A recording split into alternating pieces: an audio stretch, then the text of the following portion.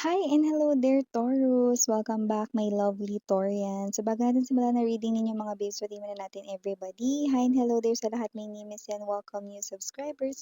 Returning Islam buyers ko. Thank you so much po, Taurus. Thank you so much. Continue pa pa tayong isa pang channel. Link lang down below sa ating description box. If interested, i-click lang yan para makarating kayo there. And everyday nag-upload tayo ng collective readings for all signs then there. At yun nga na bago tayo mag-start, reminders muna na wala tayo ditong gender, bahay, lalaki, LGBT. Possible din dito na mag-switch ng roles, general reading kasi ito, babe. And at the end of the day, lahat ay may free will na free mong gamitin anytime, anywhere. Please just take only what resonates. Claim only yung mga mensahe na kumokonect sa inyo and leave the rest behind kasi yun ay baka for other viewers naman. So maraming salamat Archangel Michael, Guardian Angels of Taurus. Can we get messages para kay Taurus, please? Cross-watchers ni Taurus, welcome ka rin. May Taurian placement sa Nita/birth chart, welcome din kayo. So, let's see.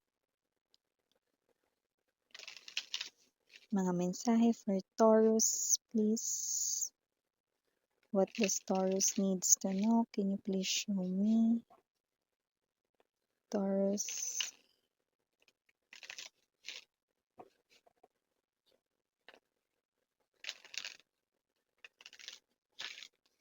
Okay, so let's go ahead and check this energies para sa'yo, Taurus. So, meron ka ditong energies ng Three of Wands, Seven of Swords, Seven of Wands, Queen of Swords, Six of Coins, Ace of Coins, bottom of the deck, Magician energy, Justice, and the Ten of Wands. Yan. Mukhang meron ka ditong problema matatapos na ito ay natural na lalamunin, no? Okay, ni universe para mawala na yan, no? Natural na maglalaho rito yung problema mo na ito, ano man yan. Pwedeng may kinalaman sa pera, may kinalaman sa pag-ibig, no? Ito ay bigla na lamang ditong maaayos, bigla na lamang ditong masosolusyonan. Taurus, no, natural na parang malulusaw ang problema mo na yon, no, kung ano man yon, okay? Pwede may kinalaman sa iyong pang-araw-araw, no, na pamumuhay, yun ang lumalabas dito. Wow! So, pwedeng yun may kinalaman sa loan, kung meron ka man ng, o may kinalaman rito, no, sa responsibility, yan, no, yung nagpapabigat rito, no, ng dibdib mo or ng sitwasyon mo dito sa iyong personal life, yun ay nakikita kong malulusaw.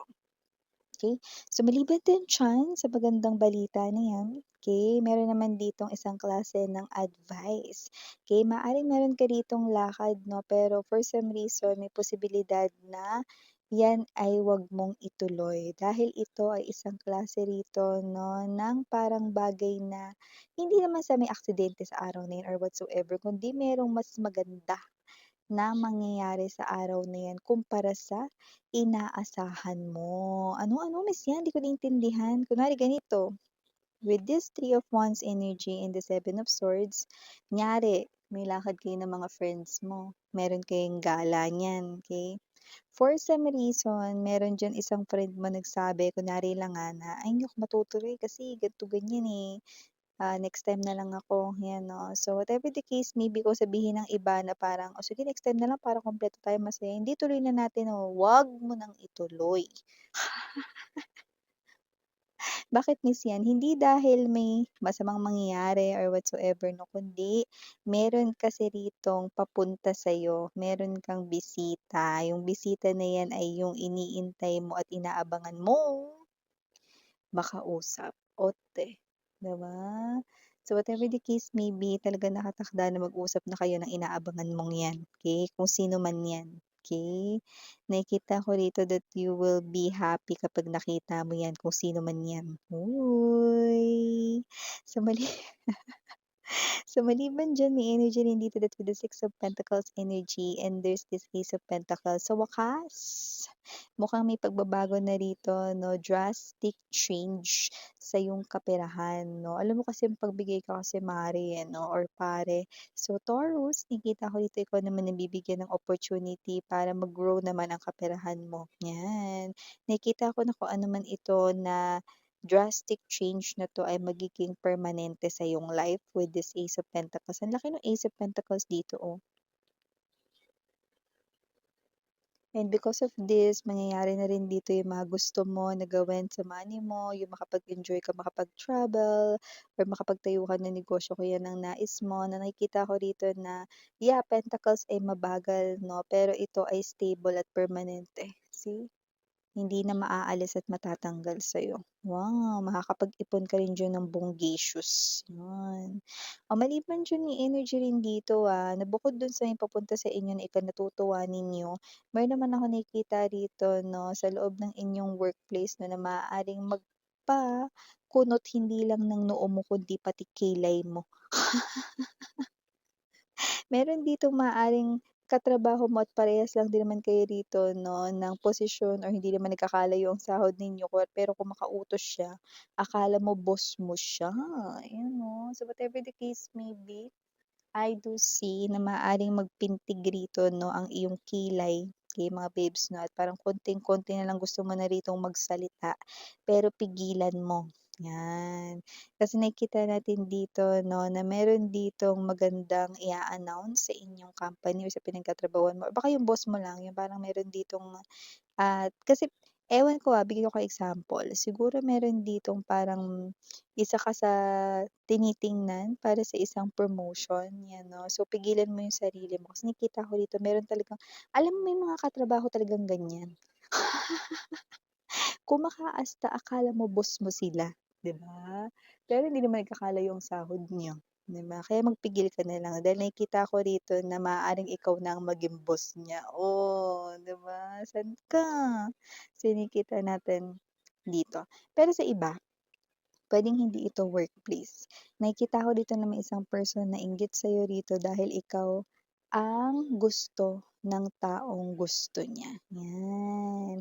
Hindi ko naman nakikita specifically kung may crush ka rin dun sa tao na yun. Actually, parang wala nga, eh. Pero ikaw yung gusto ng taong gusto niya kaya inis sa inyo yung isang person dito. Yan, see, para malinaw. Ito talaga na meron ditong, energy ng new love para sa'yo, Taurus.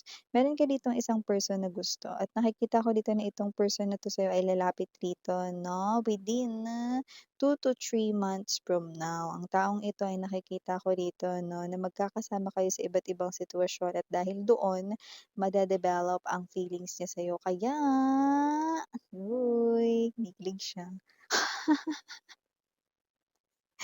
Gawin mo na yung best mo rito, Taurus, dahil nakikita ko na mukhang pinaglalapit na kayo ng tadhana. Dahil nakikita ko dito that with the Justice, tumataginting na maaaring magkapirmahan na rito ng inyo ritong pag-iibigan. So, maaaring mauwi sa kasalan hanggang sa forever ang inyo ritong pagsasama na dalawa. Wow! So, maliban din diyan, Taurus, lumalabas din dito mga babes, 'no? Na meron dito magbabayad ng utang sa'yo. Wow, sa wakas naman miss 'yan, pero 'wag ka masyadong matuwa. Bakit? Bakit miss 'yan? Kasi kung ano 'tong mga babes 'no, ibabayad niya sa'yo, puwedeng kalahati lang 'yan ng talagang utang niya sa'yo 'no, or baka nga wala pa, pero kunin mo na 'no. And then, mga babes, nakikita ko dito na itong person na 'to ay, hiyang-hiya na rin naman sa'yo. Yun naman pala, okey. Pero yun nga 'no, ayun lang kasi yung nakayanin niya ngayon. Okay. So, maliban din diyan may energy rin dito Taurus 'no, na may posibilidad na meron ditong magbigay sa'yo ng gift or token of appreciation.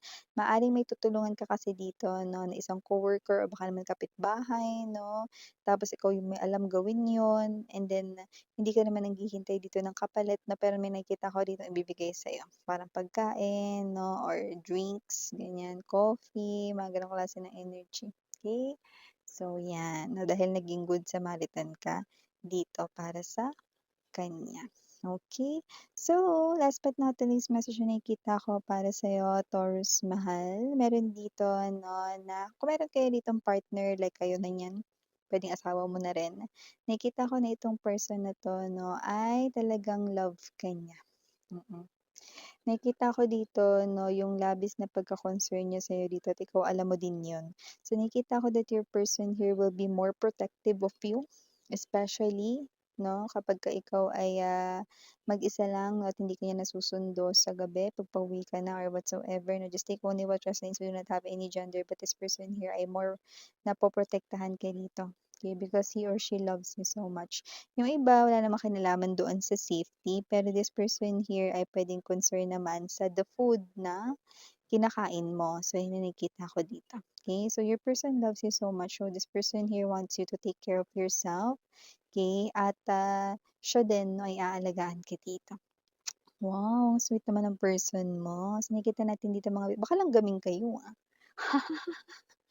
But yeah, yun ang nakikita ko here. So yeah, ito yung mga nakita natin dito mga mensahe para kay Taurus. Thank you so much again, Miriana, only for the girls and Yana, do not for the boys. Sarang hey, love and light. Hidra. And